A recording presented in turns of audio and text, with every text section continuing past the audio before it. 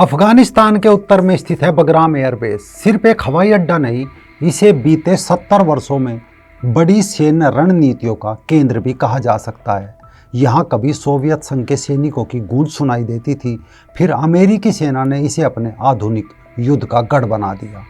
आज जब अमेरिका की नज़र एक बार फिर इस एयरबेस पर टिक रही है, तो सवाल उठ चला है कि आखिर अमेरिका के लिए एक बार फिर बगराम एयरबेस की इतनी अहमियत क्यों।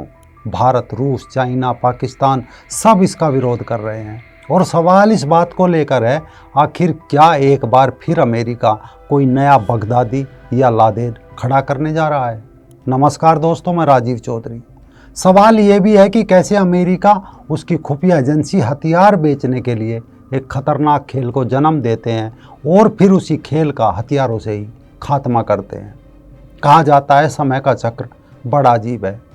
जिस वक्त तालिबान की कब्र खुद रही थी, ठीक उस समय काबुल से हजारों किलोमीटर दूर एक दूसरा संगठन जन्म ले रहा था। नाम था ISIS।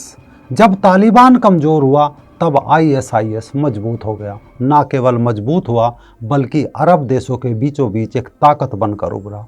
फिर समय ने करवट ली, ISIS धड़ाम हो गया और आज तालिबान एक मुल्क की सत्ता पर कब्जा किए बैठा है। लेकिन पर्दे के पीछे ये खेल कैसे खेला जाता है, आइए अगर अतीत में थोड़ा सा चले तो एक आदमी था मोहम्मद बिन अवद बिन लादेन, जिसकी 11 बीवियाँ थी, 54 बच्चे थे।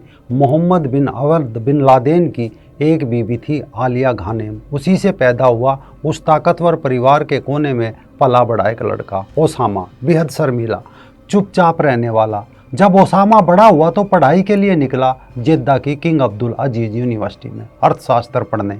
यहाँ इसकी यूनिवर्सिटी की दीवारों के भीतर मुलाकात हुई मौलाना अब्दुल अजाम से, एक कट्टरपंथी मौलाना जिसने ओसामा को अर्थशास्त्र की जगह आसमानी किताब रटा दी।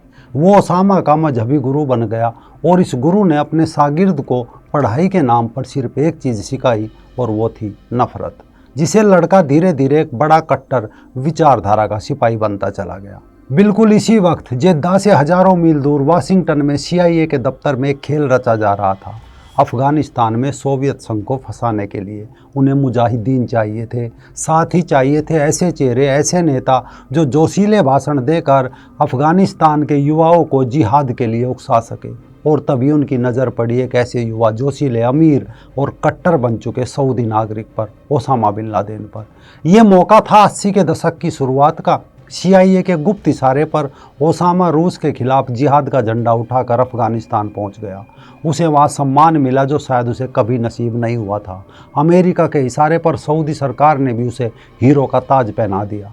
वो सऊदी था, इसीलिए अफगान मुजाहिदीनों ने जल्दी से अमीर और जोशीले नौजवान को अपना आका मान लिया। फिर आया एक ऐतिहासिक मोड़।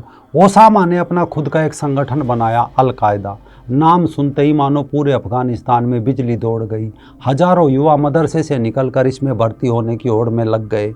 उन्हें लगा यही वो रास्ता है जो अफगानिस्तान को सऊदी अरब जैसी अमीर इस्लामिक हुकूमत बना देगा। फिर क्या था, अमेरिका का हथियार था, लादेन के भाषण थे। अफगानिस्तान में एक आग लग गई। पहले ही आग ने सोवियत संघ जैसी महाशक्ति को जलाकर राख कर दिया, उसे भागने को मजबूर कर दिया। लेकिन जब बाहरी दुश्मन चला गया तो यही आग अंदर ही अंदर सुलगने लगी। सभी विजेता आतंकी गुट आपस में लड़ने लगे और इन आग की लपटों में पला बड़ा अल-कायदा नाम का जहरीला सांप एक दिन अपने ही मालिकों की तरफ मुड़ने के लिए तैयार हो गया।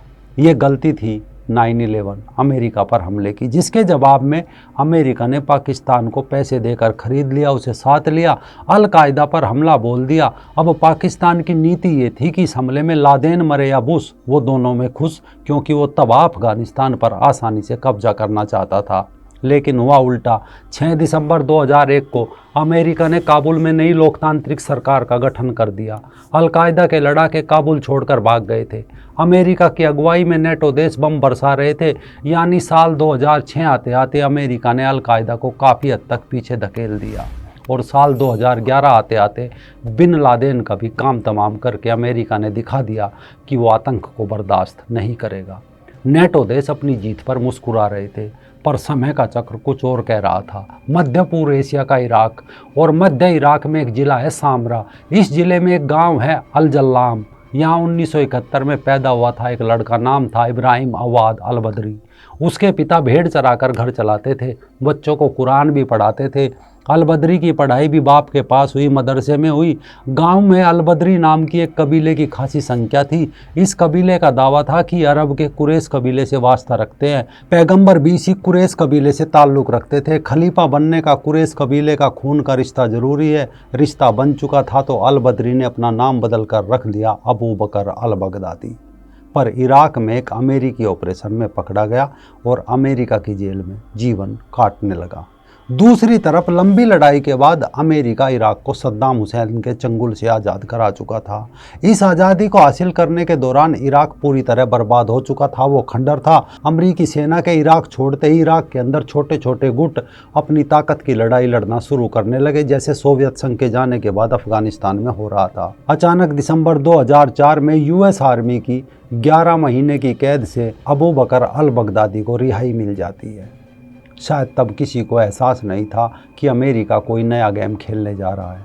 बगदादी की रिहाई इराक के लिए नहीं बल्कि सीरिया में एक शिया राष्ट्रपति असद की सत्ता उखाड़ने के लिए की गई थी। अमेरिकी जेल से बाहर आकर बगदादी ने अल कायदा इराक नाम का एक संगठन बनाया और उसका चीफ बन गया।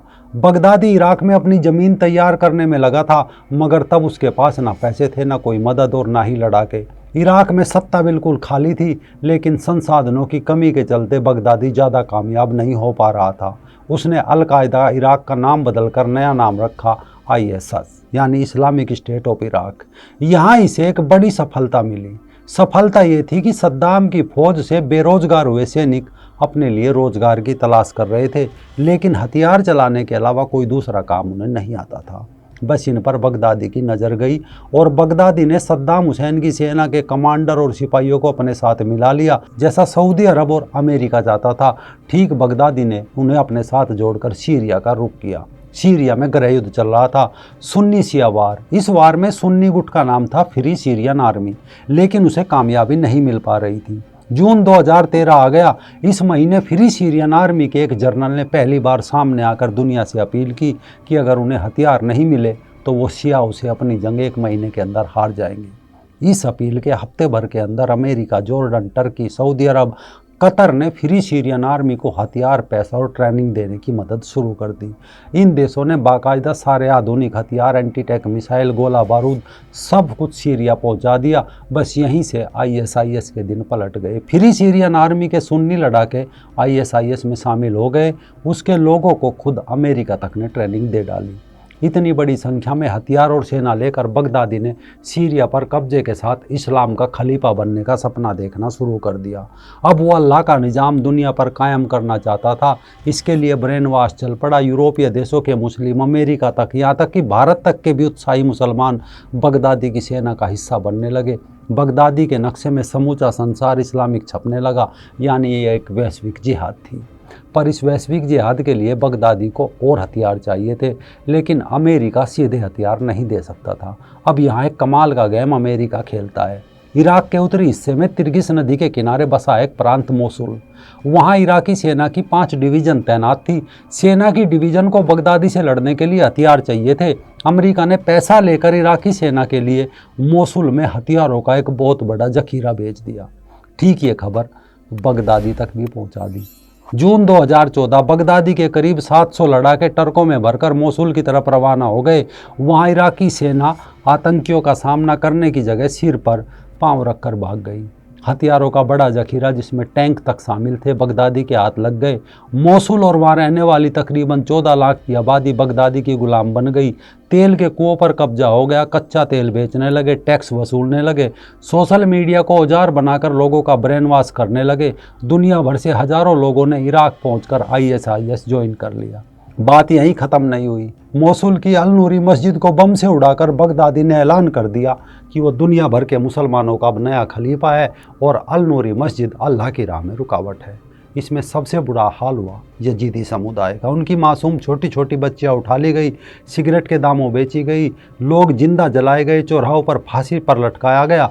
यजीद बच्चियों की भयंकर यौन शोषण की खबरें जब अंतर्राष्ट्रीय स्तर पर गूंजने लगी, बगदादी विलेन बन गया। अमेरिका समझ गया कि बगदादी अपने उस मिशन से भटक चुका है सीरिया में, जिसके लिए उसने उसे तैयार किया था। एक बार फिर अमेरिका हीरो बन गया। 27 अक्टूबर 2019 को बगदादी को मौत की नींद सुला दिया और फिर दुनिया को बताया कि वो आतंक को बर्दाश्त नहीं करेगा, और इसके बाद सऊदी अरब के इशारे पर अहमद अल सरा को सीरिया में सत्ता पलटने की सुपारी दे दी। एक लंबी लड़ाई लड़ते लड़ते अमेरिकी सैनिक थक चुके थे। बगदादी की मौत के 5 महीने बाद ही अमेरिका ने तालिबान से भी समझौता कर लिया और अपना बोरिया बिस्तर समेटकर अफगानिस्तान से निकल गया। बगराम एयरबेस खाली रह गया, जो उसकी सबसे बड़ी ताकत थी। जहाँ से वो ईरान, पाकिस्तान, रूस तक पर नज़र रखता था, वो भी तालिबान को दे गया।